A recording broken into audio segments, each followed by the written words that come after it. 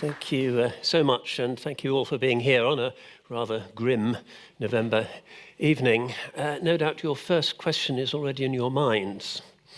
Why has tonight's speaker decided to use as his first slide this cheesy AI image of a Muslim marriage as it might be once we have finally crossed the frontier of the heralded singularity and the man-machine boundary is finally at an end? Well, probably you've already got the answer. It's a simple symbol. Science and faith. A marriage made in heaven. Uneasy bedfellows. Were we not brought up with GCSE textbooks that said the 19th century saw the decisive, rancorous divorce between faith and science? Faith is that thing which really begins with humanity itself in some misty Paleolithic age.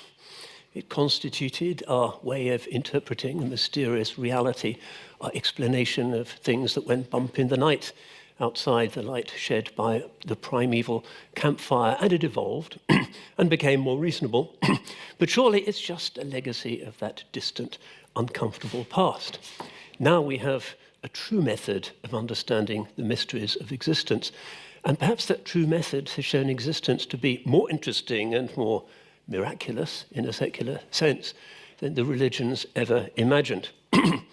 This has become part of our sense of what we are as modern creatures. Our modernity is really defined by accepting that these are two rival epistemes, non-overlapping magisteria. In the rather more technical language of Stephen Jay Gould, they coexist, but they really can't cohabit. Uneasy bedfellows. So, as well as the story about Islamic science, past and present, because I do want to talk about the current state of play, I hope also we'll be taking home a few additional thoughts about what this relationship might look like outside the familiar Copernicus, Galileo, Faraday, the wonders of the modern world, evolutionary idea, which tends to buy into perhaps slightly colonial notions of history, really being about the seamless progress from the primeval ooze to the wonders that we are today, and to move into somewhat sideways alternative cultural perspectives. After all, the Chinese did science, the Indians did some interesting science, the Muslims did science, so perhaps this is an exercise in decolonization, challenging our Eurocentric ideas, although we have to acknowledge that in this race of the civilizations, the West is at the moment very definitely ahead.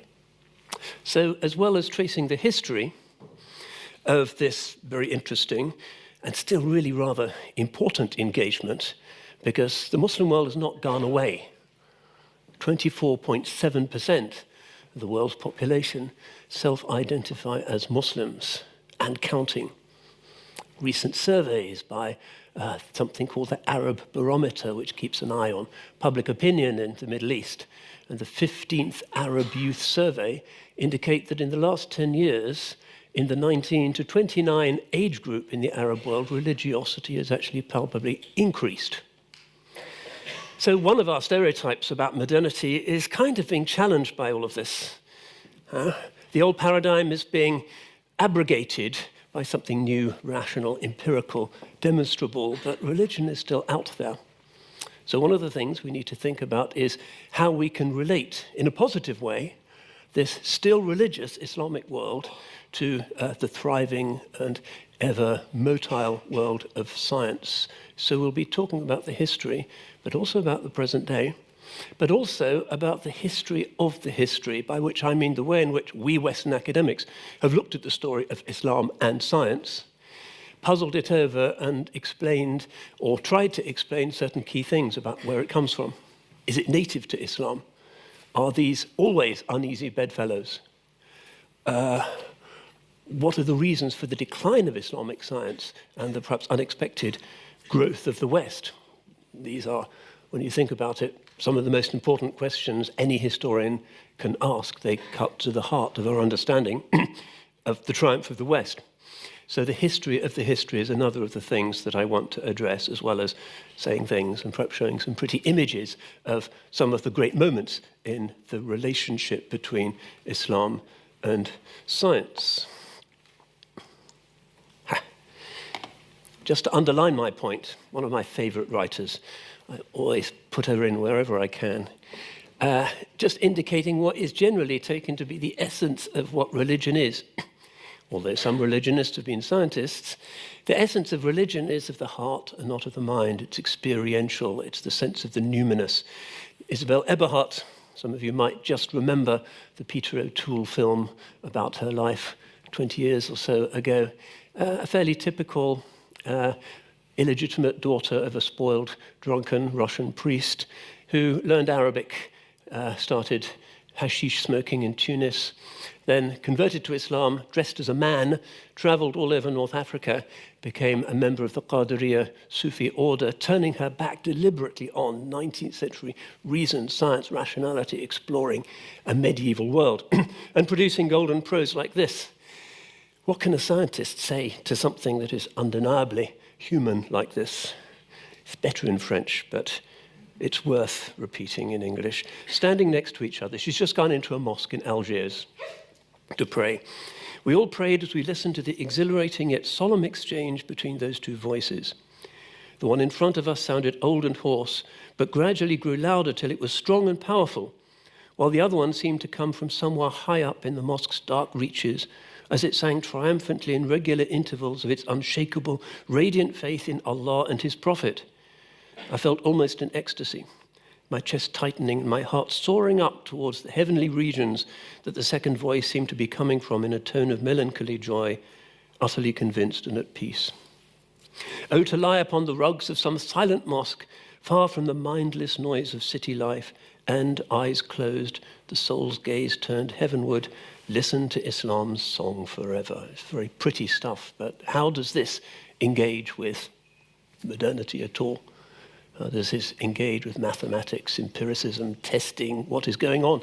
What is this religious experience? Is it just some strange vibration somewhere in the frontal lobe of her brain? How would we nowadays explain this? It's part of our humanity, and perhaps faith is part of the essence, historically, of our humanity.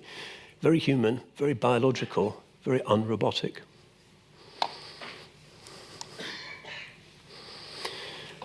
Another way of juxtaposing these two.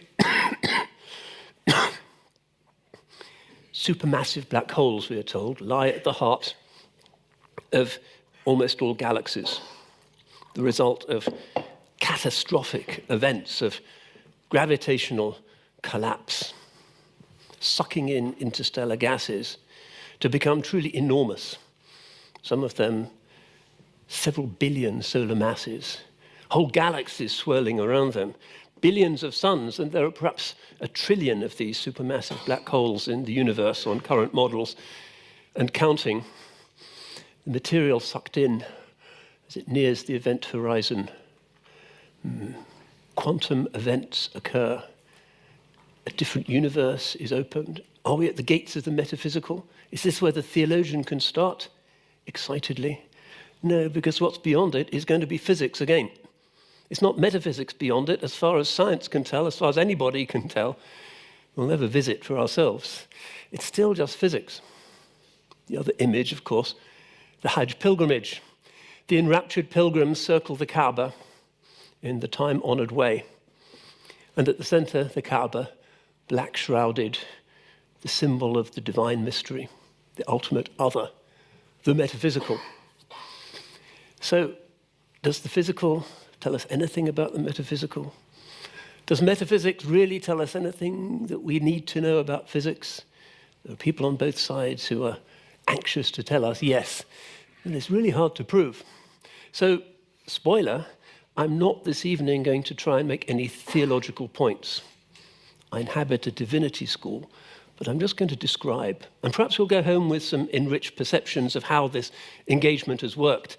Physics and metaphysics, science and religion, Islam specifically, and science, but I'm not going to offer you any clear, tidy answers. The next thing, procedurally, we need to get out of the way, it seems, is what on earth we're going to call this. And nobody seems to agree. Academics wouldn't earn a living if they agreed on everything. So here we have 4 very reputable contemporary texts. And you can see that, well, What do we call this thing? Is it Arabic science? That makes sense because the language of these discussions throughout the classical Islamic world in its enormous millennial historical sweep and its three-continental gigantic geographical sweep, the largest, the most prosperous, the most populous pre-modern civilization ever, enormous. But they used Arabic, just as the West used Latin, their lingua franca. It's not a bad idea to call it Arabic science. Arabian science sometimes, making it more regional. Is it Islamic? Well, my favorite book on the subject, hopefully you can read it on this nice RI high-res screen, George Saliba, the best thing to read after hearing my faulting theologian's attempts to talk about this. Islamic science, he calls it that, and the making of the European Renaissance. So you can see where he's going. To what extent is Islamic science significant in providing the foundations for our own story here in the West? He calls it Islamic science.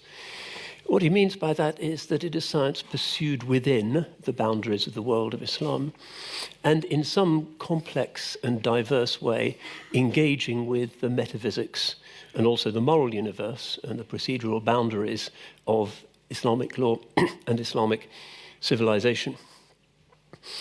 Another term we use sometimes is Islamicate. This is becoming more fashionable, also quite useful. It means things that are not necessarily from the religion, but are associated with the culture that the religion seems to have triggered. So belly dancing, shisha bars, things that are part of Muslim culture, but are not really necessarily Sharia compliant or religious, the Islamicate.